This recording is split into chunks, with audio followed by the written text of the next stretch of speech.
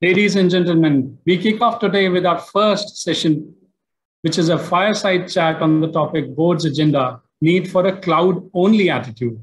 For this, I would like to invite Mr. Suresh Narayanan, Chairman and Managing Director, Nestlé India. He has over 35 years of rich and exhaustive experience in the FMCG industry and has held several senior management and top leadership roles in leading global companies. Under his leadership in 2019, Nestlé India won the Best Governed Company Award for 2018 by Asian Center for Corporate Governance and Sustainability. He was recognized amongst most valuable CEOs in 2019 by Business World and also awarded Best CEO FMCG for 2 years consecutively in 2019 and 20 by Business Today. Hosting the chat is Mr. Ramkumar Narayanan, Vice President Technology and Managing Director, VMware India. Ram is a global leader focusing on data-driven digital product innovation spanning consumer and enterprise markets. He's a member of the nasscom Executive Council and has been an advisor to enterprises large and small in the arena of digital transformation, product strategy, and product marketing. Ram, it's a pleasure. Over to you. Thank you, Vibhu, for the introduction, and good afternoon, everyone. And thank you for joining us for this very, very important topic called Board's Agenda, Need for a COVID-Only Attitude. I have with me Suresh Narayanan, Chairman and Managing Director, Nestlé India. And who better to talk about this in that larger context? And I've been really looking forward to having all of you join our discussion on this topic. According to PwC's Business Cloud Strategy, 74% of business leaders are involved in their company's cloud strategy, with 56% of the executives viewing cloud as a strategic platform for growth and innovation. Meanwhile, there is a gap between expectations and reality, with only 53% of companies yet to realize substantial value from their cloud investments. Any digital transformation strategy focuses on redefining customer experience, building new revenue opportunities, talent strategy, operational efficiency of the enterprise, and a digital infrastructure rethink that has cloud at its heart. The last 18 months have tested every enterprise's digital transformation strategy and its extent of execution. So Suresh, without further ado, let me touch upon that. I mean, the last 18 months have been a real wake-up call for everybody. I'd love to hear from you in terms of how it has, what has been some of the wake-up call for you at Nestlé, and even in the larger industry, if I may touch, if I may have you touch upon that. Thank you, Ram. Thank you for having me on this conversation. I think there was a time when the whole area of IT and digital was almost considered to be a specialist black box that many boards looked at engaging in only on an absolutely need-to-know basis, and not on the basis of any longer-term deliberation on strategy, investment, or outcomes. There was a time when, in fact, the progress on digital technology or on IT meant that you hire a server and you look at building your test cases. It will take a couple of weeks or a couple of months, and then you do your migration of whatever operations you wanted to put on the server. Today, you're able to do it in half an hour's notice. You can log into cloud and you can do the necessary transformation processes that you are looking at.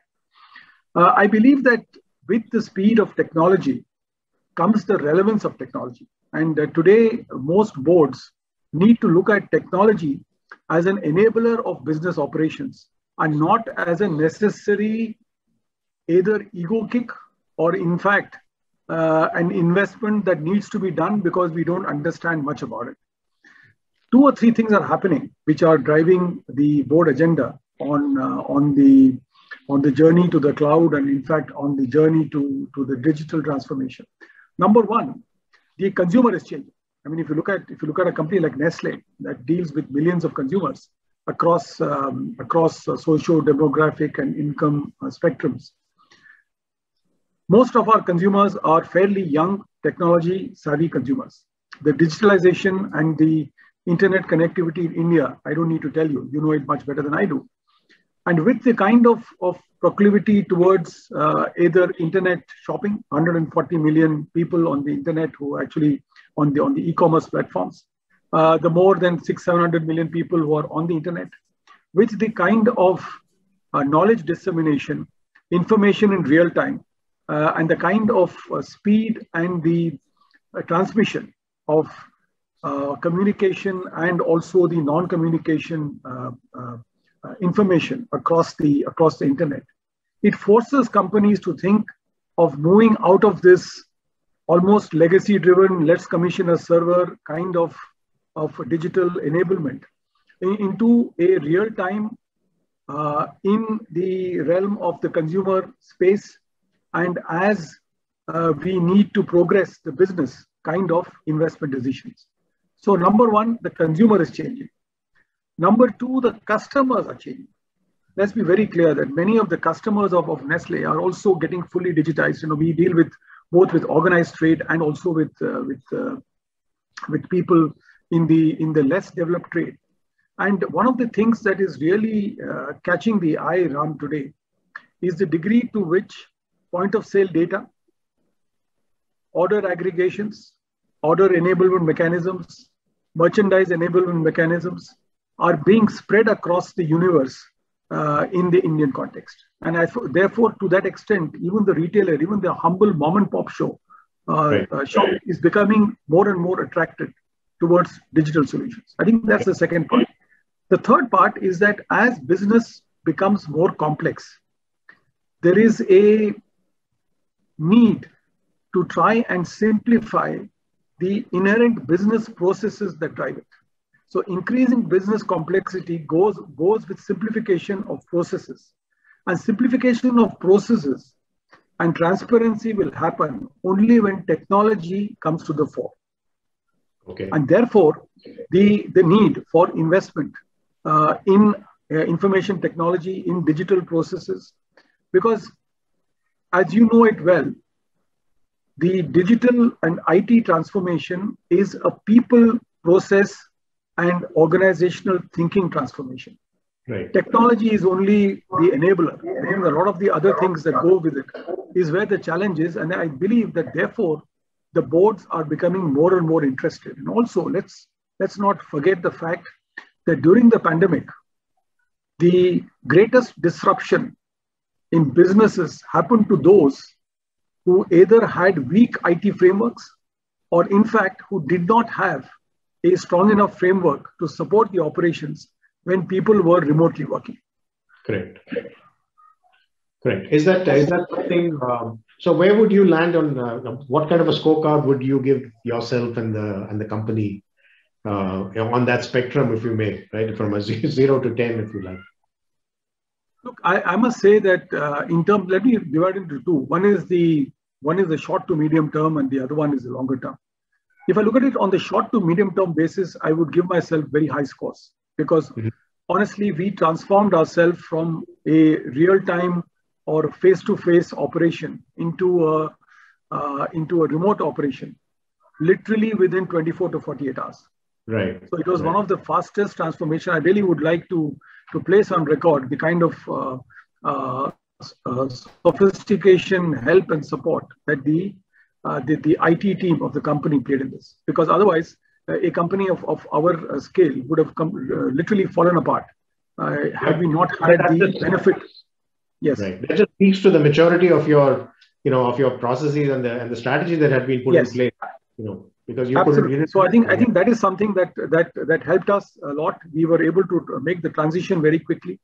In fact, we have now done what's almost 16, 17 months of a remote operation by and large, and barring very few glitches, and even those I really can't even count them as being major glitches. We have conducted operations smoothly. We have conducted new business initiatives smoothly. We have set up our 9th factory in Sanand in Gujarat, which is what I call the Navaratna, the 9th jewel in our crown. It has been set up completely during the pandemic, and it is digitally one of the most savvy factories we're going to have. It is going to be a paperless factory. All of this has been set and put together during this pandemic. So were it not for the inherent capability of the organization to embrace technology and to implement new ideas, we would have fallen apart. Sure. On the longer term basis, I think we are strongly on the journey of digitalization of the consumer journey, digitalization of the internal journey. We have got various robust practices now in the management of data, of analytics, and of process systems. I think those are being rolled out. On that score, I would put myself somewhere between a 6 and a 7. It is not really, I would not put myself as a best in class. I think we're still on that journey. But it is ably supported by the Nestlé group because it's a global initiative as well. And in fact, we have a theme called Journey to the Cloud, which is a 2 to 3 year platform where almost now 50% of our business operations are on the cloud. And there are plans to extend more operations also on the cloud. So that's why I'm saying that on the longer term, I would put myself somewhere closer to the midpoint. But on the short to medium term, I think it has been a very good experience. Great. That's great to hear. And congratulations to all of you, for having executed on it, because we have, as a digital infrastructure provider company that I work for, we have seen people on that, on various stages in that spectrum. Some people have struggled and some others like yourselves who have much further along in their journey. So let me ask you this, which has also now opened up, this move to cloud and the journey to cloud has also reframed what risk looks like from a board perspective. So can we discuss that a little bit? Because I think risk is no longer just the business risk. There's also security risk. There's a whole range of new things that you have to worry about as a board. Could you touch upon that element of it? How you view risk?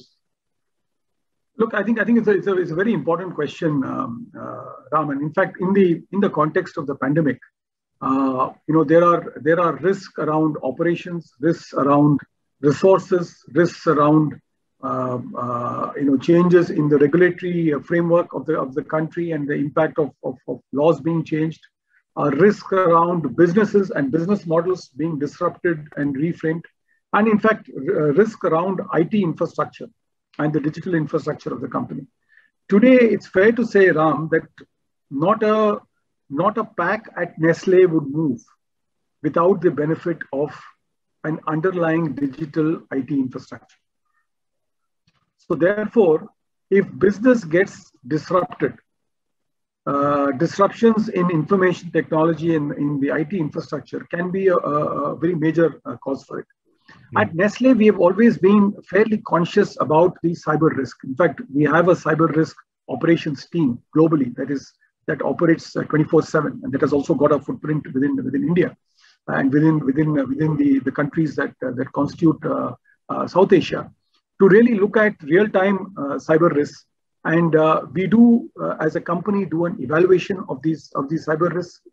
There are frequent audits that are done in order to ensure that we do not expose ourselves, unfortunately, to the attack of malwares. And as you know, I mean, during 2020 alone, I was reading somewhere that almost $32 billion of payment frauds have taken place across the world. And cyber crimes, in fact, have gone up by a whopping 600%. So this is a real risk. So disruption of business models, disruption of operations, disruptions of raw material sources, disruptions in terms of other aspects of either people or indeed regulations, etc. Today is being overlaid by a larger risk, in fact, on the cyber environment and also on the IT-related impact that this has. And to that extent, as part of the risk committee of the board, this is one of the areas that is very actively looked at. And it has become even more post the onset of the pandemic, because we realize that if something happens to the digital infrastructure, we are completely finished as an organization, because we don't even have the interface of going across and fixing manual systems or legacy systems to be able to help us. Right. And also, I think the cyber risk vectors have changed. I mean, with people working from home, people are inherently connecting from insecure networks. I mean, all of our home networks are by definition insecure, and people are connecting remotely. They're connecting to their offices, your factories, wherever they are connecting into, and that it just increases that. But let's ask you one question, and I meant to ask this earlier as well. Do you have specialists on the board? Now, I'm asking this question also for the benefit of the audience, because as they are starting to think about all the factors that you just laid out, right? Everything from business strategy to risk management to everything else. Do you bring in digital specialists into the board, or do you take the existing board members and upskill them into, making them understand some of these other aspects that's changing around? It's very interesting. It's very interesting, Ram, that you asked this question, because this was one of the debate actually we had on the Nestlé board, on the Nestlé India board that I shared. We had this debate some time back to say, do we need to get a digital specialist on the board in order to help the company navigate the digital path? Or do we embed very strong IT and digital professionals within the organization to support the board in the journey that we want to take into the digital world and also into the cloud? Right. We chose the latter, because we said the board really needs to look at business strategy, governance, regulations, and other longer-term strategic elements that involve the digital framework as one of the many frameworks that it looks at. Got it. And therefore, we felt that what we need are people who understand digital and its implications, rather than people who are digital in their orientation. Because ultimately, as a board, you're responsible for the consequences of technology for a board like Nestlé, and not necessarily people who are driving that technology. Got it. And therefore, what we have chosen to do, and these are recent decisions that we have implemented also in the organization, got someone on board to head the IT and digital and data analytics space, getting in people with a lot of expertise and heft in the area, who will not only be able to help Nestlé on its journey, but also be able to be a sounding board to the board in discussions around investments in IT, investments in digital.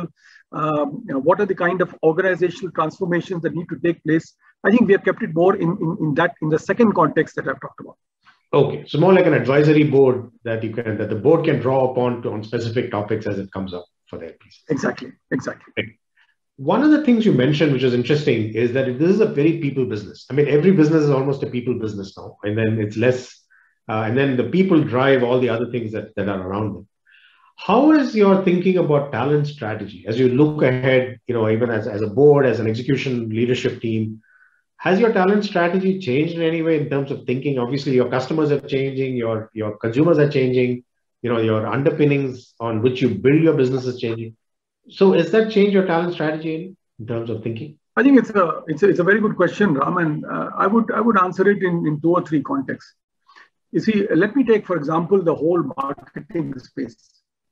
In the whole consumer marketing space, earlier, I would say even 10, 15 years ago, digital used to be a tick in the box.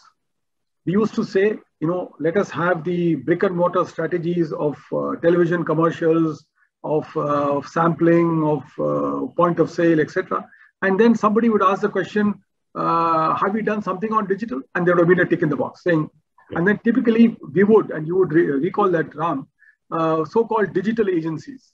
We had digital specialist agencies with people like me in consumer marketing used to look at with great reverence, because they used to talk a technology language that we never understood. But we said it is important to tick that box, because otherwise the boss will ask the question saying, why haven't you done a digital strategy? Right. Today, I would say it has dramatically changed. Firstly, the level of the kind of spends that we're doing on digital is anywhere between 30 to 50, 60% of the brand budgets are on digital. And therefore, the talent that manages the consumer face of marketing has to be digitally savvy. There's no two ways about it. I can't have people who say, look, I'm uncomfortable with the digital world, or with the social media space, or with the analytics space, to say I want to be a marketer. So that's number one. So that has opened up a vista for talent that is differentiated from being just pure consumer insight-led marketers to people who are able to mine data for insights and being able to link that up with the digital behavior and transform that into consumer ideas and for the future. So that's number one. Secondly, as far as the whole value chain is concerned, if I look at the whole supply chain network, for example, starting from procurement to conversion to transportation, it has become digitized in a very big way. Today, we have as a company, Ram, something called a T-Hub. It's basically a transportation hub that is a completely digitized, analytics-led logistics space that looks at, for example, national truck movement, tracking of trucks, tracking of transportation, looking at optimization in terms of movement across factories, across raw material sources. All this is being done by a team of digital specialists. It's not being done by fellows who are specialized in dealing with transport companies. Correct. So that is the second part. The third part in our analytics journey, and I can tell you this from my own real life experience, when one of my senior colleagues came and told me that he would want to recruit a data scientist, I took a while to understand. I said, why do we need a data scientist? You know, we need sales managers, we need marketing managers, right? We need supply chain managers. Why do we need data scientists? Right? Why do we need this kind of people? Why do we need somebody specializing in Python, for example? Right. Right. It came as a revelation to me. But then you realize that if you have to make that digital journey, you have to enable the technology, which means some part of it has to be embedded within the organization and some part can be outsourced. So what needs to be embedded would be using this kind of technology. So I think in a way what has happened is that the opening up of the digital space has opened companies up to looking at different kinds of talent and in fact making them fungible across different functions. So somebody who works very well in digital logistics could also ultimately work in sales, could also work in e-commerce, could also work in some other part of the function, because there is a digital connect that goes all the way through. Correct. Thank you. I think that's a huge piece, but it also means that you have to upskill existing employees. I mean, we can't just keep bringing in new people into the company, because then you will lose the institutional knowledge as well. So I assume that you have a fairly elaborate upskilling, strategy within the company to actually bring people along as well in this journey. One of the good things, Ram, in my company is that we are a multi-generational company. So there are a few baby boomers like me who are still around, but almost 75% plus of the company are what we would call millennials and Generation Z. So therefore, we've got a large pool of people who are digital natives, and there are a few digital immigrants like me who try and understand the implications of technology. So I will never be a technologist myself, but I will try and understand how it impacts my business and how I could leverage it. And I think this cross-fertilization between the natives and the immigrants is really creating a very good kind of confluence of experience with experimentation.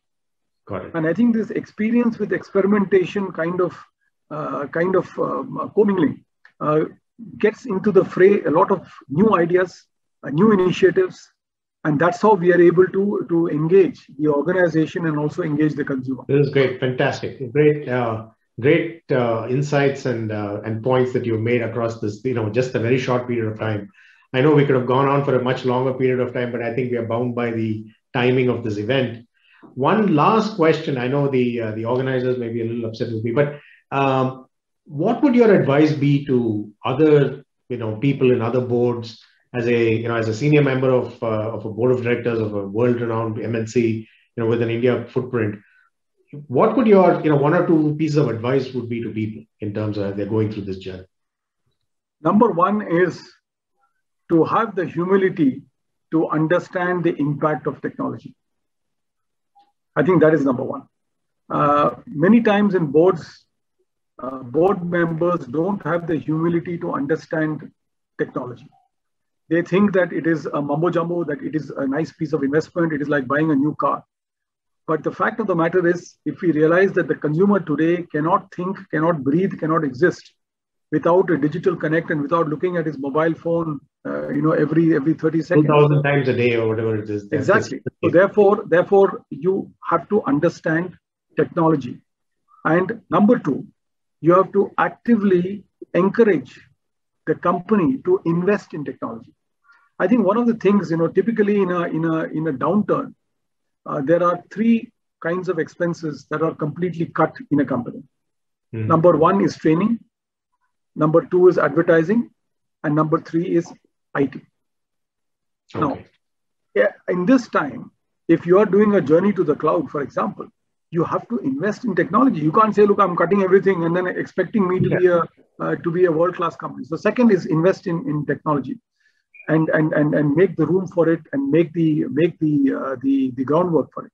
And number three is, I think the organization transformation needs to be better understood. Okay. And that is where the board plays an important role.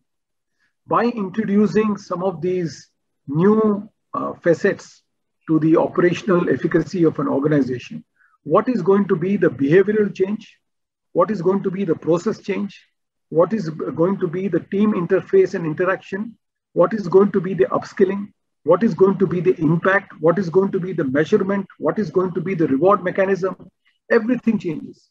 Sure. And I think this understanding, if the board is able to bring to the table, it helps a lot. Great. Fantastic. Thank you, Suresh, for a wonderful and insightful session. And I'm sure all our audience would really take away a lot from the points that you've already made. And congratulations on Nestlé's, journey to the cloud, and all the best for it. Thank you. Thank you, Ramkumar. Thank you. Thank you very much for this very, very nice conversation that I've had with you. And I do hope that whatever I have said is of some use to the listeners. Thank you. Thank you. Thank you very much, Ram and Suresh, for that very interesting session.